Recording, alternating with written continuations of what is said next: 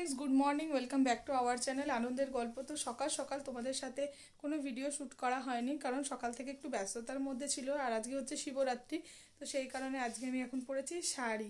সাধারণত আমি শাড়ি সচরাচর পরি না, কোনো অনুষ্ঠান হলে তখনই পরি। তো আজকে শাড়ি পরেছি। মানে আমাদের পুজো দেওয়ার কথা ছিল বেলা 10টায়। কাকিমাকে বলেছিলাম 10টার সময় যাব, কিন্তু এখন বাজতে চলো 11:30। বাঙালির টাইম বুঝতেই পারছো, কখনো রাইট টাইমে হয় না। তো 10টায় বলেছি, এখনও 10টা হয়নি, 11:30 বেজে গেছে, এখন আমরা বেরোইনি। কাকিমা আমাকে এই শাড়ি ঠাড়ি পরিয়ে তারপরে কাকিমা শাড়ি পরতে গেলো, কারণ আমি নিজে শাড়ি পরতে পারি না। তো কাকিমা খুব সুন্দর শাড়ি পরায়, তো সেই কারণে কাকিমা আমাকে এখন শাড়ি পরিয়ে দিল। আর যেটা হচ্ছে, এসে পরে এখন আমাকে খাবার করতে হবে, তারপরে খাবার খেতে পাবো। যখন মায়ের ওখানে থাকতাম, মা খাবার করে রেডি রাখতো। আর ঘরেই আমি সাধারণত জল ঢালতাম, ঘরে জল ঢেলেছি, কিন্তু মন্দিরেও যাব। আর যখন বাপের বাড়িতে ছিলাম তখন ঘরে জল ঢালতাম। আর তারপরে মা খাবার দাবার সব রেডি করে দিত। বিকেলবেলা যাব মায়ের কাছে, 4:30 5টার সময় যাব। মাকে বলেছি সাবু মাখতে, মা খুব সুন্দর সাবু মাখে। আর মায়ের সাবু মাখাটা খেতে আমি খুব ভালোবাসি।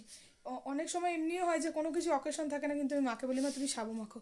তো মাকে বললাম যে আজকে যেহেতু শিবরাত্রি, তো সেই কারণে তুমি সাবু মাখবে, আমি আসবো বিকেলবেলায় খেতে। তো চলো, আমি এখন যাব মন্দিরে। আর ভাবলাম মিষ্টু যাবে, কিন্তু দিদার যেহেতু শরীরটা ভালো নেই, সে কারণে মিষ্টু যেতে পারবে না। তাহলে ফোনটা একটু কেউ ধরে দিত, ফোনটা ধরার মতো কেউ নেই। তো সেই কারণে আমাকে ফোনটা ঘরে রেখেই যেতে হবে। আর এত ভিড়ের মধ্যে ফোন নিয়ে গিয়ে ভিডিও করাটা সম্ভব নয়, কেউ যদি ফোনটা ধরে দেয় তাহলে ঠিক থাকে। তো চলো, আমি পুজো টুজো করে আসি, তারপরে খাবার দাবার বানাবো, খাবার দাবার খাবো। তো যাই আমি এখন পুজো করতে। বহুত জোর খিদাও পেয়ে গেছে, জল তৃষ্ণা, খিদের থেকে বেশি জল তৃষ্ণা পেয়ে গেছে। আমি উপোস একদম থাকতে পারি না, একদম বলতে একদমই না। তো যেহেতু শিবরাত্রিটা করি, তো সেই কারণেই আজকের দিনটাই কোনো রকমে কষ্ট করে পার করে দিই। চলো আর বক বক করবো না, কাকিমাও বোধহয় নেমে গেছে। যাই এবার পুজোটা করে আসি। তো পুজো টুজো দিয়ে চলে এলাম, পুজো দেওয়া কমপ্লিট।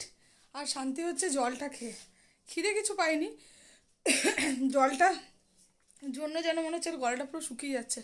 তো জল খেলাম, আর ওখানে খিচুড়ি ভোগ দিচ্ছিলো, কিন্তু যেহেতু আজকে আমরা করেছি শিবরাত্রি, সেই কারণে আজকে আমরা খিচুড়ি পাবো না। তো আমরা খিচুড়ি ভোগ নিয়ে চলে এলাম। এদিকে ছোটকা কাকিমাও পাবে না, মিষ্টু বাবা এরা খাবে। আর একটা বাটি রাখা থাকবে, পরের দিন আমি কাকিমায় রাখাবো। আর এই যে শাড়িটা ছেড়ে মনে হচ্ছে প্রচুর আরাম। আসলে শাড়ি পরা হয় না তো, আর শাড়ি পরলে মনে হয় বাপরে বাপ। আর তার মধ্যে যদি খড়খড়া শাড়ি পরা হয় তাহলে আরও বেশি কষ্ট হয়। তো চলো, এখন আমার বকবক করার একদম সময় নেই, কারণ আমাকে এখন খাবার বানাতে হবে। ভাতটা বললো কাকিমা সানুর উপরে করে দেবে, কারণ সবাই ভাত খাবে ওরা। তো কাকিমা আমি বললাম তুমি আমাদের সাথে লুচি খেয়ে নেবে। তখন লুচি বানাবো, তরকারি বানাবো, আটা মেখে গেছিলাম, এখন তরকারি কাটবো। তো চলো, 12:40 বাজতে চললো। গরমকালে বিশাল কষ্ট, বিশাল এক্সট্রিম গরম লাগছে। কাকিমা জল খেলে? জলটা আগে খেয়ে নাও, আমি আগে জলটা খেলাম।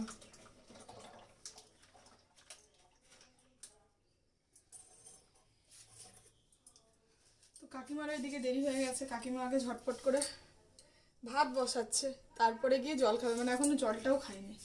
তো এই হচ্ছে সংসার।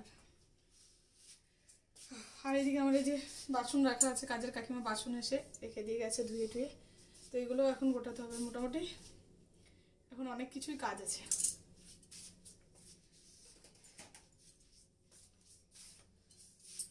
জানালাটা খুললে গরম লাগছে, আর হাওয়া দিচ্ছে।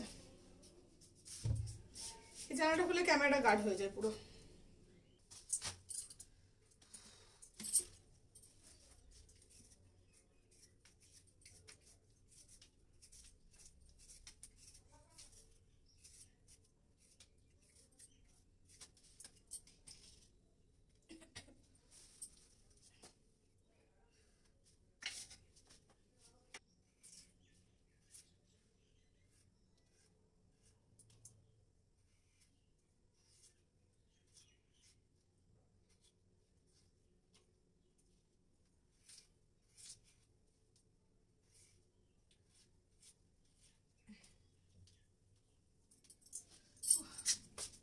এই যে আলু কাটা হয়ে গেছে কমপ্লিট। এই যে এবার কুকারে এটাকে একটু সিটি দিয়ে দেবো। আর আজকে তো পেঁয়াজ রসুন কোনো কিছু একদমই নিরামিষ, সন্দেহ কোনো নেই।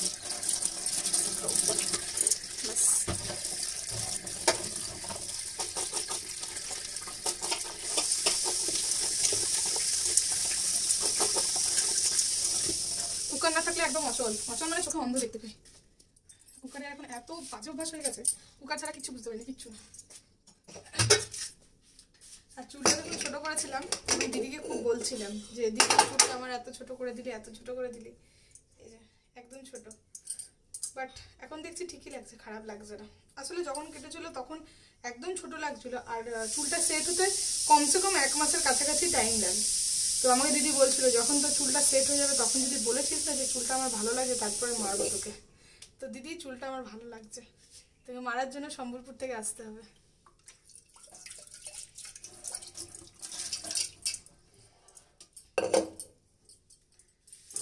ও মা, হাঁপিয়ে উঠছি, হাঁপিয়ে একদম পুরো পুরো থকে গেছি পুরো। মনে হচ্ছে একটু বিছানায় শুতে পারলে ভালো হতো।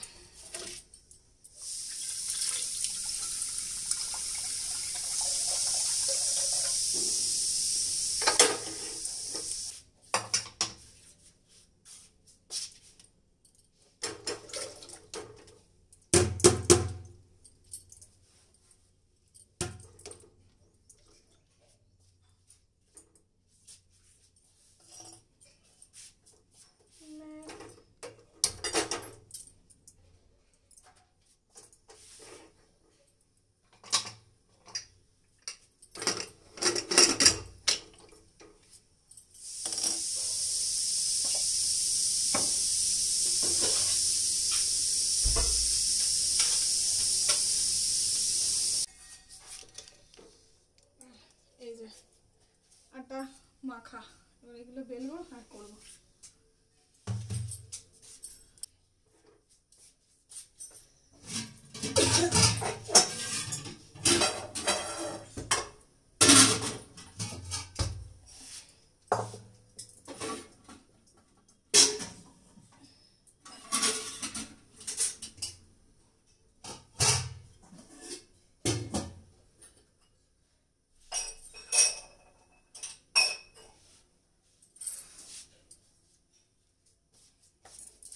আর এই পুচকি কড়াইটাতে খুব সুন্দর লুচি ভাজা হয়, একদম ছোট্ট মতো পুচকি।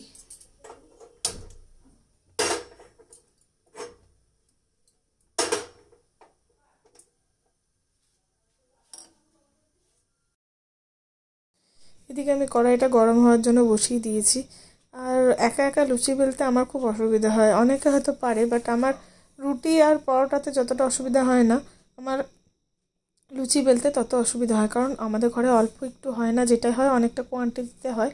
তো সেই কারণে একা বেলে করাটা একটু টাফ হয়ে যায়। মানে আমি ধরো 30টার কাছাকাছি লুচি করেছিলাম, তো সমস্ত কিছুটাই একা, তরকারি একা করা, তারপরে লুচি করা, সমস্ত কিছু একার নিজের উপর পড়ে গেছিলো। তো সেই জন্য একটু অসুবিধা হচ্ছিলো, কিন্তু কোনো অসুবিধা নেই, করতে করতে ঠিক অভ্যাস হয়ে যাবে। আর বিয়ের আগে মায়ের সাথে যখনই ঝগড়া হতো মাকে বলতাম তোমার বাড়িতে আসবো না, তোমার এখানে আসবো না।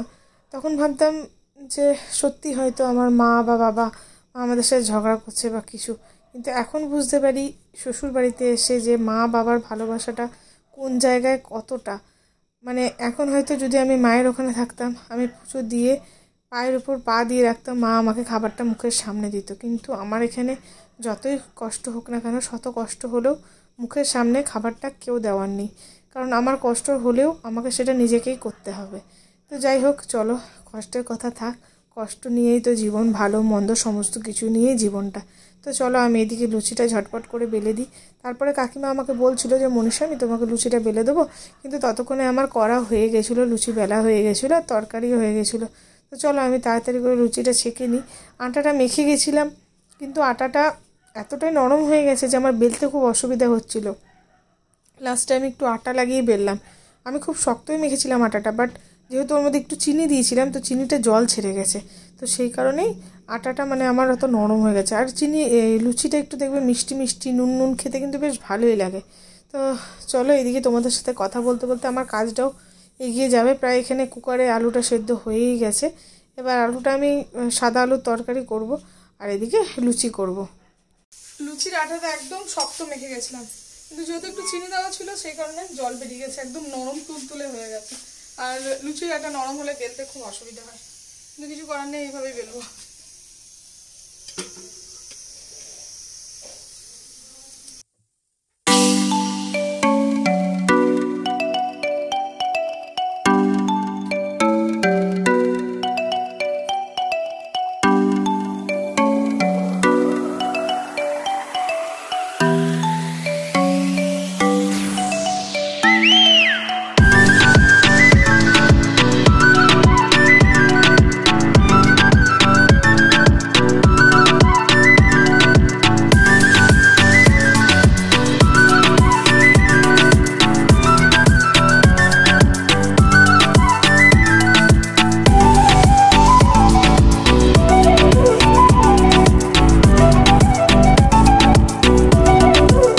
বাজে 3:10, খাওয়া দাওয়া হলো, এই জাস্ট খেয়ে উঠলাম।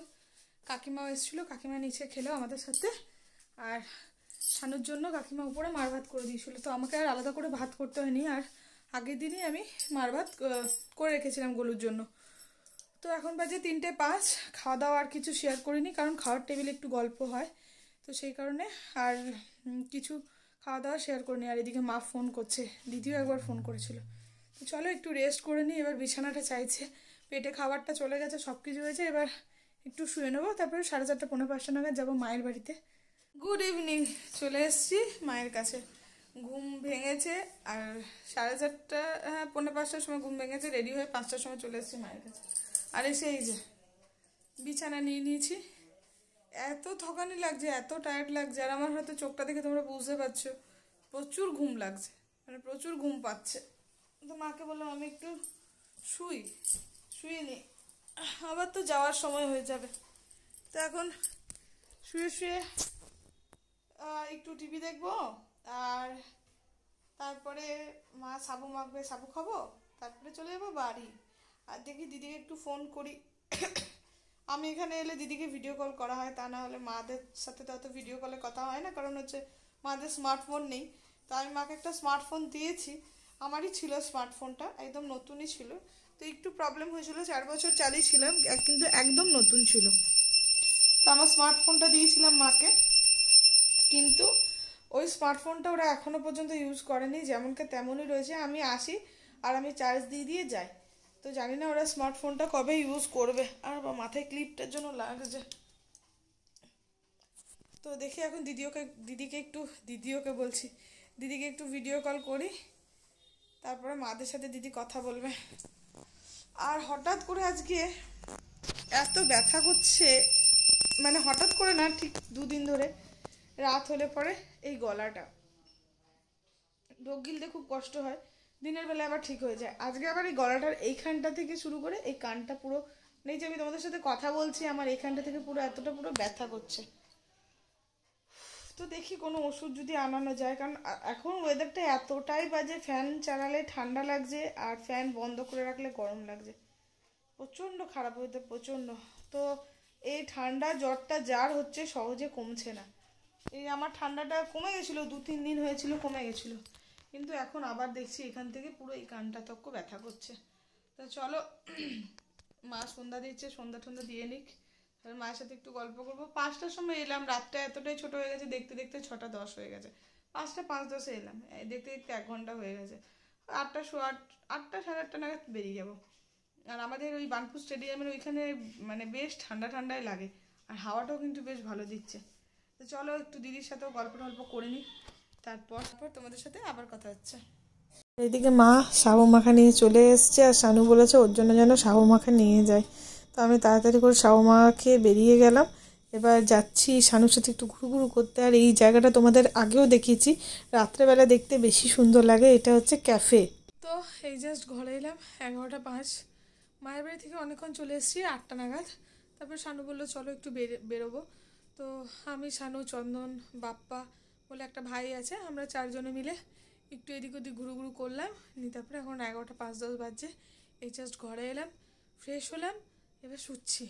আর আমার গলাটা গেছে বসে, আবার বললাম যে এখান থেকে ব্যথা করছে, তো ব্যথাটা তো কমেনি। আর বাইরে কিন্তু বেশ ঠান্ডা আছে, জানি না ঠান্ডাটা কবে কমবে। যতদিন ঠান্ডাটা আছে ভালোই আছে, কারণ ঠান্ডাটা সহ্য করা যায়, বাট গরমটা সহ্য করা যায় না।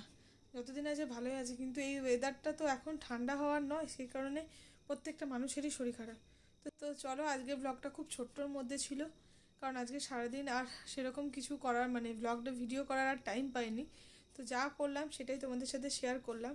তো খুবই ছোটোর মধ্যে ব্লগটা ছিল। তোমাদের যদি এই ব্লগটা ভালো লেগে থাকে তাহলে তোমরা প্লিজ ব্লগটাতে লাইক করো, কমেন্ট করো, শেয়ার করো। আর এখনও পর্যন্ত যারা যারা আমার এই পরিবারের সদস্য হয়নি তাড়াতাড়ি করে আমার এই পরিবারের সদস্য হয়ে যাও, আমার এই চ্যানেলটাকে সাবস্ক্রাইব করে। তো আজকের মতো চলো টাটা, গুড নাইট, সবাই ভালো থেকো, সুস্থ থেকো। নতুন দিনে আবার নতুন ভিডিও নিয়ে তোমাদের সাথে দেখা হচ্ছে।